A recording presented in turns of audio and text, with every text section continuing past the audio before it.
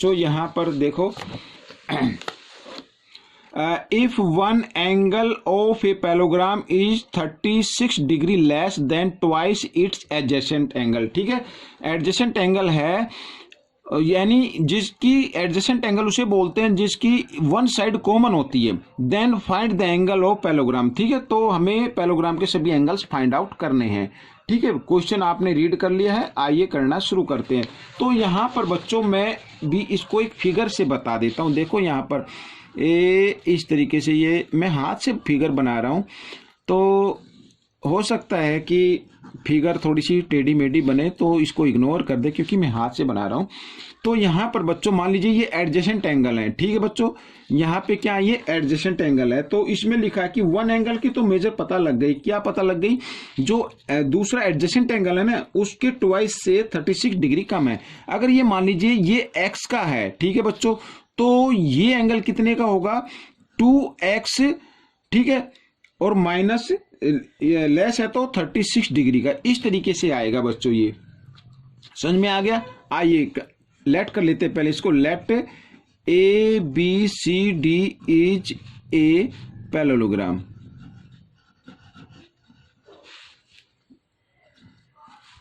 Sorry, यहां पर parallelogram. ठीक है, और यहां पर लेट एंगल ए इक्वल हमने लिया है 2x माइनस 36 डिग्री और एंगल बी हमने लिया है x डिग्री, क्योंकि ए बी क्या है, इनकी कॉमन साइड हो गई। तो ये दोनों एंगल, ठीक है, ये एडजेसेंट एंगल कहलाएंगे। और एडजेसेंट एंगल का सम हमेशा क्या होता है बच्चों? 180 होता है। ठीक है, तो अब हम इनको करेंगे।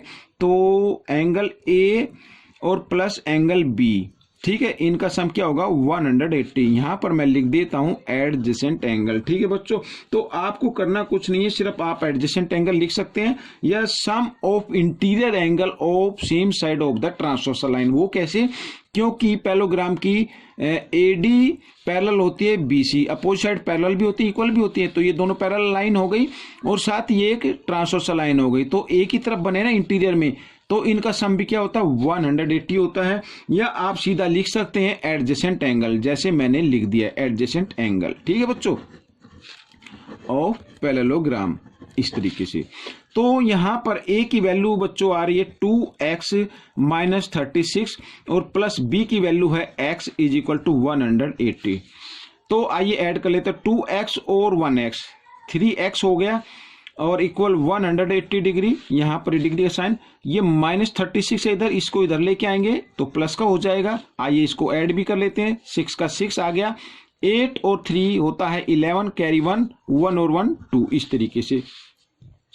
अब हमें x की वैल्यू निकालनी है, तो 216 और 3 इधर मल्टीप्लाई की फॉर्म में, इधर आकर ये डिवाइड की फॉर्म में आ गया। तो 3 से इसको डिवाइड करते हैं बच्चों। यहाँ पर 3 7 जा 21 होता है और 6 3 2 जा 6। तो यहाँ पर x की वैल्यू बच्चों आ गई 72 डिग्री। ठीक है बच्चों, तो यहाँ पर जो x था यानी एंगल b, तो b की वैल्यू आ गई बच्चों 72 डिग्री और साथ ही d की वैल्यू भी आएगी यहाँ पर 72 डिग्री। अब आप कहेंगे कि d की वैल्यू 72 डिग्री कैसे आई, तो मैं यहाँ पर लिख देता हूँ opposite angles of parallelogram are equal. तो opposite angles of parallelogram are equal. ठीक है बच्चों, ये आपको समझ में आ जाएगा। तो b की वैल्यू 72 डिग्री, तो d की भी 72 डिग्री। अब a की निकाल लेते बच्चों। a की वैल्यू क्या थी?